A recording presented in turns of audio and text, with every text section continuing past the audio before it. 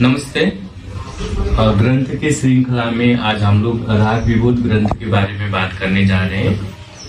राग विबोध ग्रंथ कर्नाटक संगीत पद्धति का एक महत्वपूर्ण ग्रंथ है और इसकी रचना सोमनाथ ने किया था। कब किया था? 18 सितंबर 1609। 18 सितंबर 1609 संघ संमत 1531 में किया है ना। और इनके सोमनाथ के पिता का नाम क्या था? मुद्र है ना। और दादा का नाम क्या था? मेघनाथ। और इनकी माता का नाम क्या था? चंपा है ना। और ये मतलब व्याकरण के प्रकांड विद्वान थे, वीणा वादक थे और ये उत्तरी संगीत पद्धति और दक्षिणी संगीत पद्धति के भी ज्ञाता थे, है ना। इनको उत्तरी और दक्षिण संगीत पद्धति का हम विशेषज्ञ भी इनको बोल सकते हैं, ठीक है। ये जो राग विबोध ग्रंथ है संस्कृत में लिखा गया ग्रंथ है। इस ग्रंथ के अलावा सोमनाथ ने 2 और ग्रंथों की भी रचना की। एक ग्रंथ का नाम क्या है? जातिमाला और वैराग्य शतक, है ना। तो जातिमाला जो ग्रंथ है उसमें इन्होंने वनस्पति, पशु, पक्षी आदि किस तरीके से इनके कैरेक्टर के बारे में दिया हुआ है, ठीक है। और सोमनाथ ने मतलब अपने ही ग्रंथ पे एक विवेक नाम का टीका लिखा था, है ना। उससे पहले कोई किसी ग्रंथकार ने अपने ही ग्रंथों पे टीका नहीं लिखा था। तो उस हिसाब से देखते हैं तो सोमनाथ अपने ही ग्रंथ पे टीका लिखने वाले पहले ग्रंथकार हैं, ठीक है। समझ में आ रही है ना। फिर इसके बाद में हम लोग देखते हैं कि ये जो मूल जो ग्रंथ है राग विबोध, ये आर्य छंद में लिखा गया है। और जो मतलब इनका जो टीका है वो कौन से किसमें है? गद्य में, ठीक है।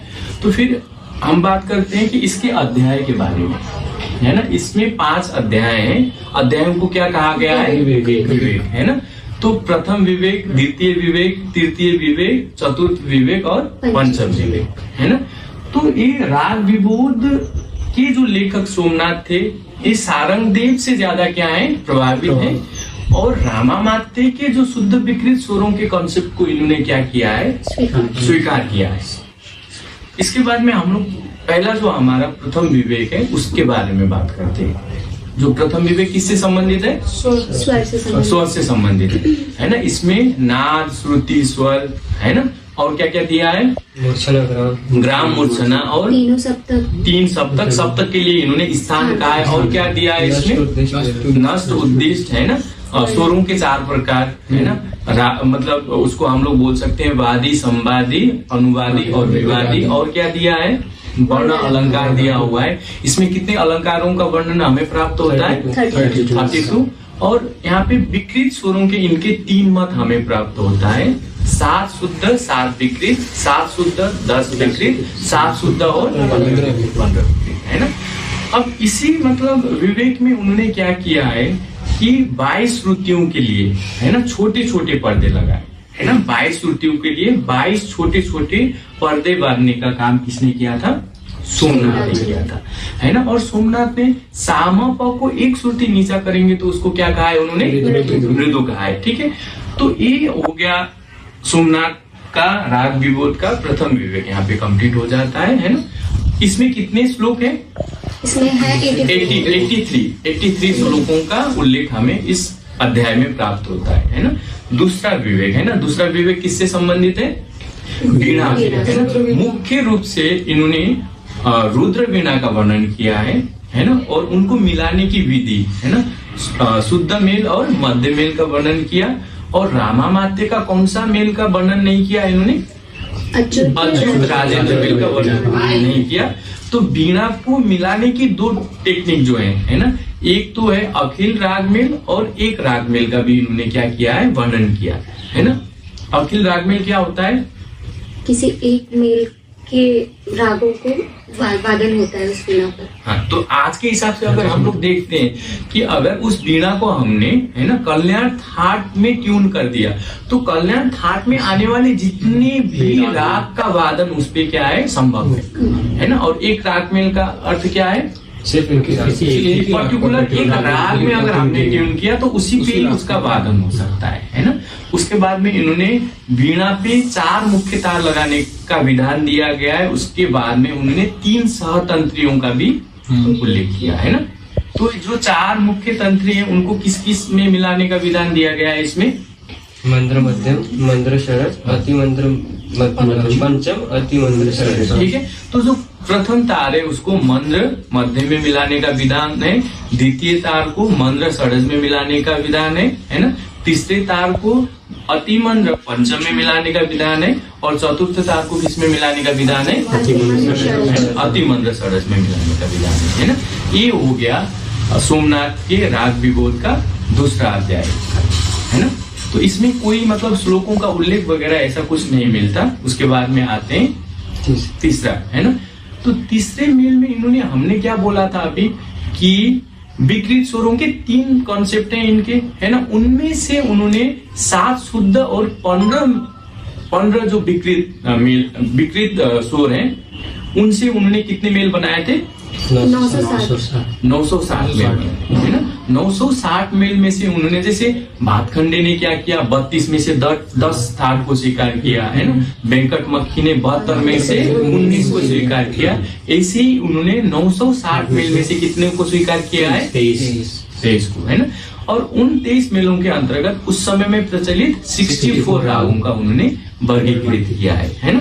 तो ये जो विवेक है इसमें हम देखते हैं कि इन्होंने सबसे पहले थाट शब्द का उपयोग किया है ना। और ये जो इस अध्याय में कितने श्लोकों का वर्णन हमें प्राप्त होता है? 61 श्लोकों का वर्णन प्राप्त होता है ना। फिर अब हम लोग बात करते हैं कि चतुर्थ विवेक है ना। चतुर्थ विवेक किससे संबंधित है?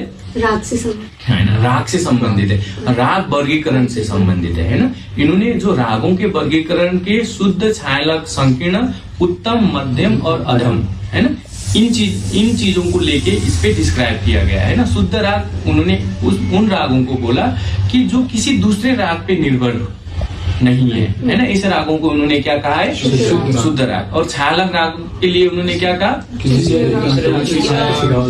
कि पर्टिकुलर एक राग की छाया अगर किसी राग में आती है तो उसको उन्होंने क्या कहा है? छाया। और संकीर्ण के लिए क्या कहा? मिश्रण से जो मतलब राग बनता है उनके लिए उन्होंने संकीर्ण है ना। और उत्तम राग किसको बोला?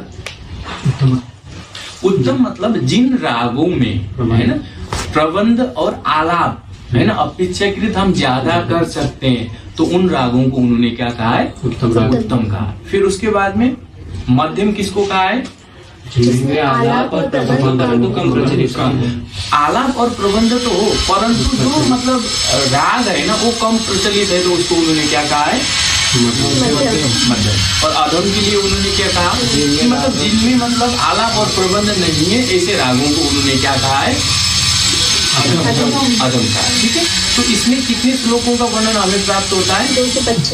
इसमें 225 नहीं, इसमें 48 श्लोकों का वर्णन हमें प्राप्त होता है। 225 जो अभी 5वां विवेक आने वाला है उसमें 225 श्लोकों का वर्णन है। ठीक है, और इसमें रागों का समय सिद्धांतों का भी क्या मिलता है हमें? उल्लेख प्राप्त होता है। ये हो गया चतुर्थ विवेक। इसके बाद में हमारा कौन सा विवेक बचा? पंचम विवेक है ना। तो पंचम विवेक में कितने श्लोकों का वर्णन हमें प्राप्त होता है? 225 श्लोकों का वर्णन हमें प्राप्त होता है ना। इसमें दिन के प्रत्येक प्रहर, दिन में कितने घंटे होते हैं? 24 घंटे होते हैं। 24 घंटे को हम 8 प्रहरों में विभक्त करते हैं है ना। तो मतलब दिन के प्रत्येक प्रहर में गाए जाने वाले रागों का उन्होंने इसमें उल्लेख किया है। और उसके बाद में रागों के 2 रूप है ना, नादात्मक रूप और देवमय रूपों का भी वर्णन किया है। क्या होता है नादात्मक रूप? कि उसमें लगने वाले स्वर संबंधी विवरण है ना, या उसका चलन क्या है ना। अगर इसकी बात हो रही है तो वो क्या है? नादात्मक रूप। देवमय रूप क्या है? कि मतलब उसकी हम प्रकृति की बात कर सकते हैं कि उसका रंग क्या है ना, उसके आभूषण क्या है ना, उसके वस्त्र क्या है। अगर इनकी बात हो रही है तो उसको हम देवमय है ना। उसके बाद में इन्होंने हाथी, प्रतिहाती, अनुहाती, ये जो वीणा वादन के 20 भेद है ना उनका उल्लेख किया है। और वीणा पे किस तरीके से हम इन 20 जो मतलब वीणा बजाने के टेक्निक है उनको किस तरीके से वीणा पे बजाते हैं उनका भी वर्णन किया है। ठीक है, उसके बाद में नादात्मक रूप के पश्चात इन्होंने रागों के देवमय रूप का वर्णन किया है ना। तो देवमय रूप में भी उन्होंने मतलब भैरव राग का उन्होंने एग्जाम्पल दिया है ना। भैरव राग के बारे में उन्होंने क्या कहा है? जिसके हाथ में त्रिशूल हो, जिसके हाथ में त्रिशूल हो, फिर गले में सांप हो और माथे में चंद्रमा के साथ गंगा हो, है ना, लंबे बाल हो और हाथी के वस्त्र हो और वस्त्र हो और त्रिनेत्र से सुशोभित भैरव राग का इन्होंने वर्णन किया। ठीक है, ये पूरा हमारा क्या हो गया? राग विबोध ग्रंथ, है ना। अगर एग्जाम के हिसाब से हम लोग देखते हैं कि इस ग्रंथ में मुख्य चीजें क्या क्या दी हुई हैं, है ना, तो हम बोल सकते हैं कि सबसे जो उन्होंने पहला काम किया कि प्रत्येक श्रुति के लिए उन्होंने 22 छोटे पढ़े, है ना। दूसरा इन्होंने एक कहा कि सामकों को एक श्रुति उतारेंगे तो एक मृदु का, है ना। तीसरा इन्होंने ये दिया है कि सबसे पहले थाट शब्द का प्रयोग भी हमको इसी ग्रंथ से प्राप्त होता है। और रागों के 2 रूप, है ना, देवमय रूप और नादमय रूपों का भी, ठीक है। ये पूरा हो गया राग विबोध ग्रंथ। मुझे आशा है कि आप लोगों को ये ग्रंथ पसंद आया होगा और मेरा ये पढ़ाना आप लोगों को अच्छा लगता है तो मुझे थोड़ा सपोर्ट करिए, लाइक करिए, सब्सक्राइब करिए मेरे चैनल को। हम लोग अगले वीडियो में फिर से मिलते हैं। नमस्ते।